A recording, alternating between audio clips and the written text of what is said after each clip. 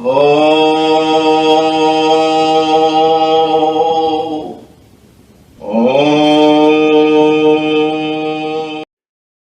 குருவின் விசேஷ தகுதிகள் ஆன்மீக தகுதிகளே அன்றி உடல் தகுதிகள் இல்லை.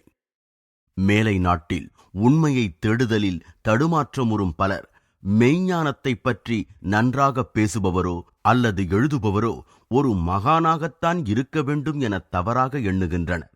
ஆனால் ஒருவர் மகான் என்பதற்கு அடையாளம் அவர் நினைத்த மாத்திரத்தில் மூச்சற்ற நிலையை, அதாவது சவிகல்ப சமாதி எய்தும் திறனும் மற்றும் மாறா இயல்புள்ள ஆனந்தத்தை, நிர்விகல்ப சமாதியை பெறும் திறனுமேயாகும். ரிஷிகள் இம்மாதிரியான சாதனைகளால் மட்டுமே ஒரு மனிதன் இருமைகளை தோற்றுவிக்கும் பிரபஞ்ச மாயையை அடக்கியவனாகிறான் என சுட்டிக்காட்டியிருக்கிறார்கள். அவன் மட்டுமே ஆழ்ந்த அனுபூதியின் மூலம் ஏகம் சத், அதாவது உள்ளது ஒன்றே ஒன்று என கூற முடியும்.